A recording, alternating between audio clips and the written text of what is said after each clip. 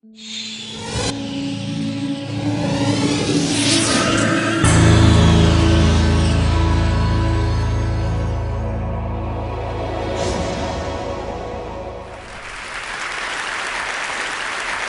name is Lovegrove. I only know 9 Lovegroves, 2 of which are my parents. They are first cousins, and you know what happens when, you know. So there's a terribly weird, freaky side to me, which I'm fighting with all the time. So to try and get through today, I've kind of disciplined myself with an 18-minute talk. I was hanging on to have a pee. I thought perhaps if I was hanging on long enough, that would guide me through the 18 minutes. Okay. I am known as Captain Organic, and that's a philosophical position as well as an aesthetic position.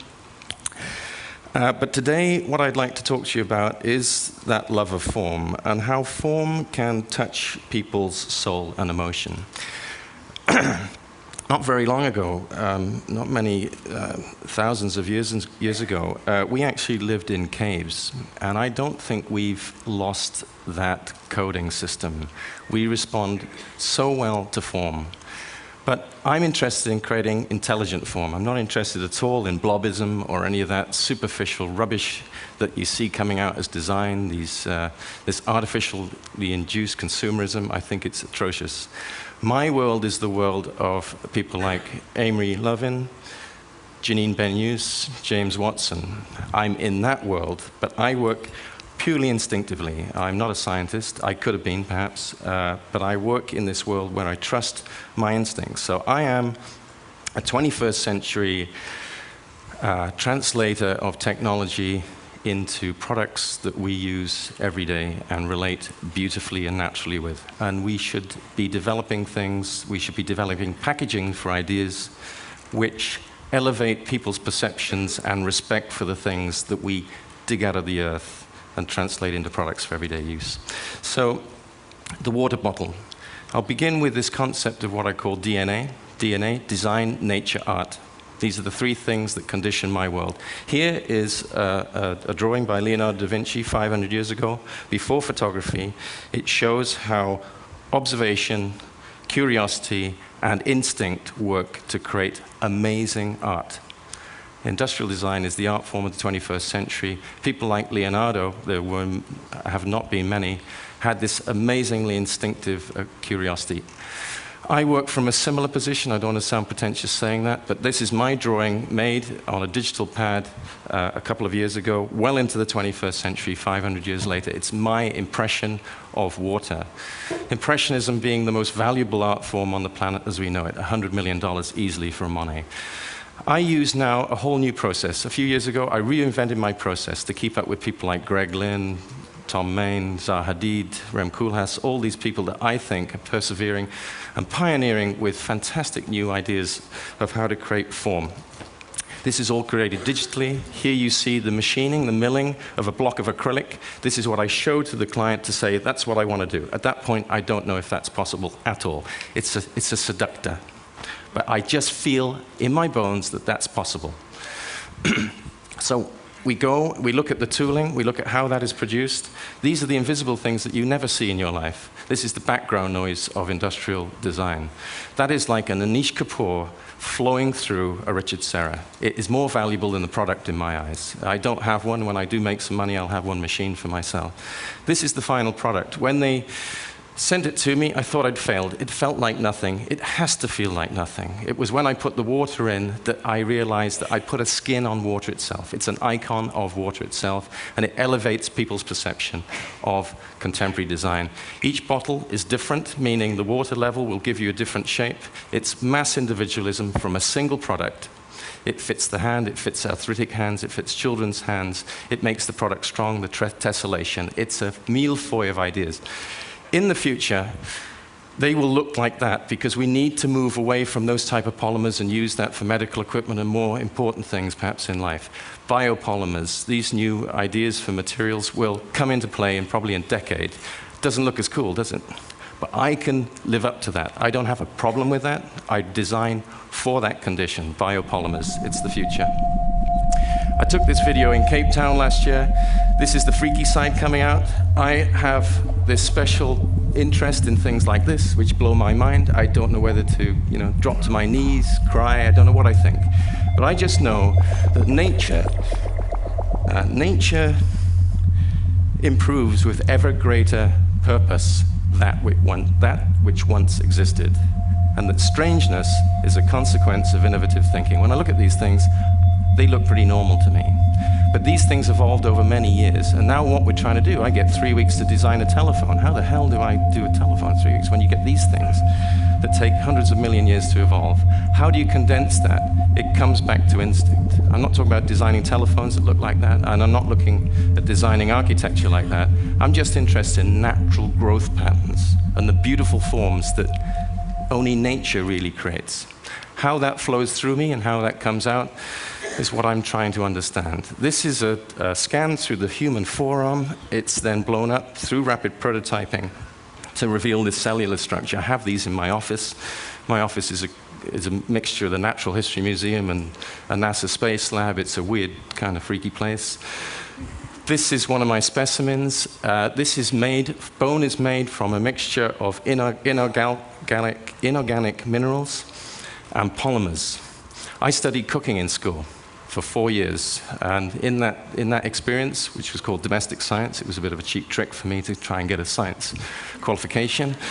Actually, I put marijuana in everything I cooked, and I had access to all the best girls. It was fabulous. All the guys in the rugby team couldn't understand. But anyway, this is a meringue. This is another sample I have. A meringue is made exactly the same way, in my estimation, as a bone. It's made from polysaccharides and proteins. If you pour water on that, it dissolves. Could we be manufacturing from foodstuffs in the future? Not a bad idea. I don't know. I need to talk to Janine and a few other people about that. But I believe instinctively that meringue can become something, a car, I don't know. I'm also interested in growth patterns, the unbridled way that nature grows things. So you're not restricted by form at all. These interrelated forms, they do inspire everything I do, although I might end up making something incredibly simple. This is a detail of a chair that I've designed in magnesium. It shows this interlocution of elements and the beauty of kind of engineering and biological thinking, shown pretty much as a bone structure. Any one of those elements you could sort of hang on the wall as some kind of art object. It's the world's first chair made in magnesium. It cost $1.7 million to develop. It's called Go by Bernhardt, USA. It went into Time magazine in 2001 as the new language of the 21st century. Boy, for somebody growing up in Wales in a little village, that's enough. Shows how you make one holistic form, like the car industry, and then you break up what you need. This is an absolutely beautiful way of working. It's a godly way of working. It's organic and it's essential. It's an absolutely fat-free design, and when you look at it, you see human beings. Bless you. When that moves into polymers, you can change the elasticity, the fluidity of the form. This is an idea for a gas-injected one-piece polymer chair. What nature does is it drills holes in things. It liberates form. It takes away anything extraneous. That's what I do. I make organic things which are essential. And they look funky too. But I don't set out to make funky things, because I think that's an absolute disgrace. I set out to look at natural forms.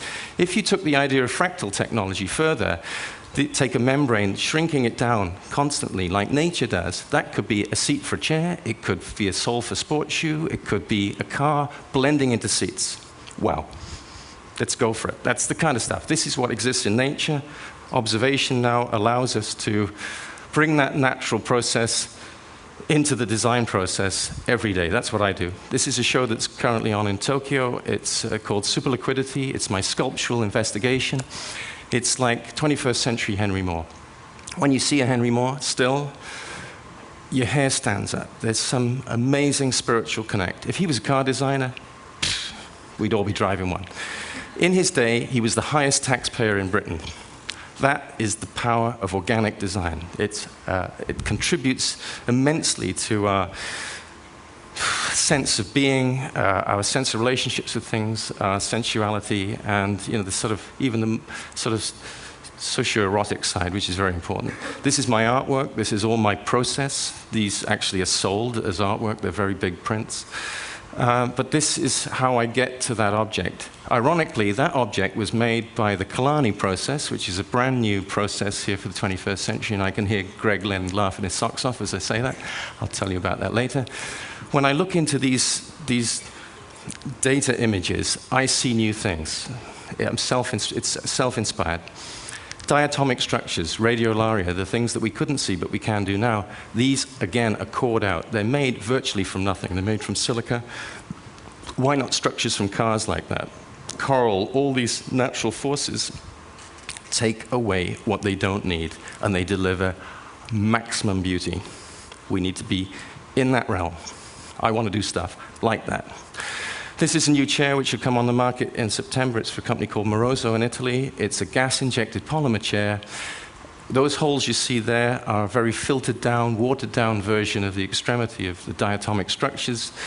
It goes with the flow of the polymer, and you'll see there's an image coming up right now that shows the full thing. It's great to have companies in Italy who support this way of dreaming. If you see the shadows that come through that, they're actually probably more important than the product. But it's the minimum it takes. The coring out of the back lets you breathe. It takes away any material you don't need, and it actually garners flexure too. So I'm going to break into a dance then. This is some current work I'm doing. I'm looking at single surface structures and how they flow, how they stretch and flow. It's based on furniture typologies, but that's not the end motivation. It's made from aluminum as opposed to aluminium, and it's grown. It's grown in my mind, and then it's grown in terms of the whole process that I go through. This is 2 weeks ago in CCP in Coventry, who build parts for Bentleys and so on. It's being built as we speak, and it'll be on show in Philips next year in New York. I have a big show with Philips auctioneers. When I see these animations, oh, geez, I'm blown away. This is what goes on in my studio every day. I'm traveling, I come back. Some guy's got that on a computer there, so it's like, oh, my goodness. So I try to create this energy of invention every day in my studio, this kind of effervescent, fully charged sense of soup that delivers ideas. Single surface products, furniture's a good one. How you grow legs out of a surface. I would love to build this one day, and perhaps I'd like to build it also out of flour, sugar, polymer, wood chips, I don't know, human hair. I don't know. I'll have a go at that. I don't know if I've just got some time. That's the weird side coming out again. And a lot of companies don't understand that. 3 weeks ago, I was with Sony in Tokyo. They said, give us the dream. What is our dream? How do we beat Apple? I said, well, you don't copy Apple, that's for sure. I said, you get into biopolymers. They looked straight through me. What a waste. Anyway, that's true. Fuck them. Fuck them. You know, I mean, now I'm delivering, they're not taking. I've had this image 20 years. I've had this image of a water droplet for 20 years sitting on a hot bed. That is an image of a car for me. That's the car of the future. It's a water droplet. I've been banging on about this. I can't believe. Cars are all wrong. I'm going to show you something a bit weird now. They laughed everywhere over the world. I showed this. The only place that didn't laugh was Moscow. Cars are made from 30,000 components. How ridiculous is that? Couldn't you make that from 300? It's got a vacuum-formed carbon nylon pan. Everything's holistically integrated. It opens and closes like a bread bin. There is no engine. There's a solar panel on the back, and there are batteries in the wheels. They're fitted like Formula One. You take them off your wall, you plug them in, off you jolly well go. Three-wheel car, slow, feminine, transparent, so you can see the people in there. You drive different. You see that thing? You do, and not anesthetized, separated from life. There's a hole up the front, and there's a reason for that. It's a city car. You drive along, you get out. You drive onto a proboscis, you get out. It lifts you up, it presents a solar panel to the sun, and at night, it's a street lamp. That's what happens if you get inspired by the street lamp first and then do the car second. These bubbles, I can see these bubbles with these hydrogen packages floating around on the ground, driven by AI. When I showed this in South Africa, everybody after was going, yeah, hey, car on a stick, like this, can you imagine? Car on a stick. If you put it next to contemporary architecture, it feels totally natural to me. And that's what I do with my furniture. I'm not putting Charles Eames furniture in buildings anymore. Forget that. We move on. I'm trying to build furniture which fits architecture. I'm trying to build transportation systems. I work on aircraft for Airbus, the whole thing. I do all this sort of stuff, trying to force these natural, inspired by nature dreams home. I'm going to finish on two things. This is a stereolithography of a staircase. It's a little bit of a dedication to James Watson. I built this thing for my studio. It cost me $250,000 to build this. Most people go and buy the Aston Martin. I built this. This is the data that goes with that. Incredibly complex. Took about 2 years because I'm looking for fat-free design. Lean, efficient things. Healthy products. Yeah, this is built by composites. It's a single element which rotates around to create a holistic element, and this is a carbon fiber handrail which is only supported in 2 places. Modern materials allow us to do modern things. This is a shot in the studio. This is how it looks pretty much every day. You wouldn't want to have a fear of heights coming down it. It's virtually no handrail. It doesn't pass any standards. Who cares?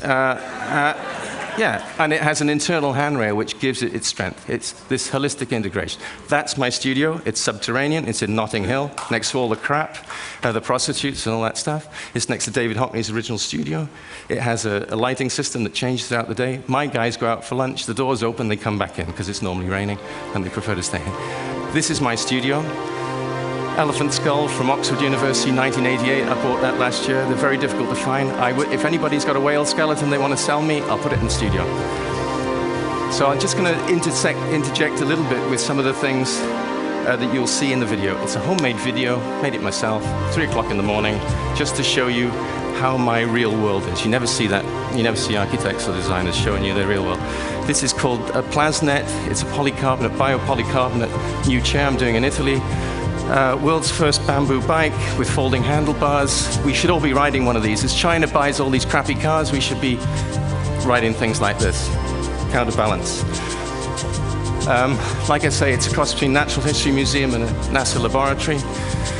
It's full of prototypes and objects. It's self-inspirational again. I mean, the rare times when I'm there, I do enjoy it.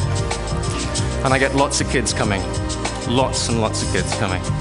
I'm a contaminator. For all those children of investment bankers, wankers. That's a solar seed. It's a concept for new architecture. That thing on the top is the world's first solar-powered garden lamp, the first produced. Giles Revell should be talking here today. Amazing photography of things you can't see. The first sculptural model I made for that thing in Tokyo.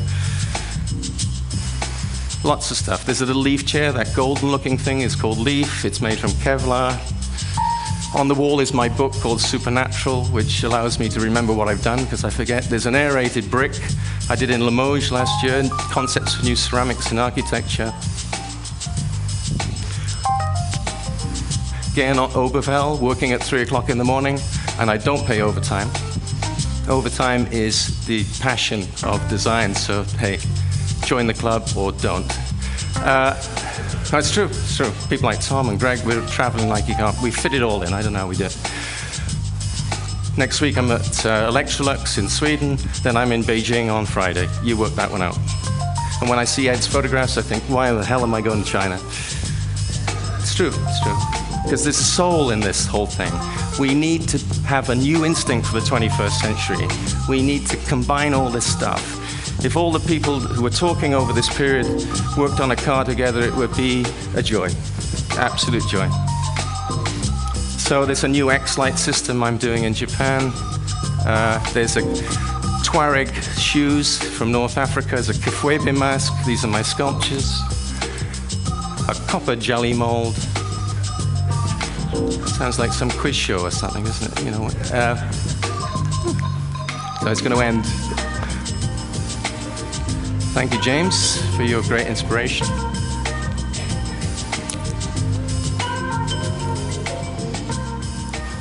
Thank you very much.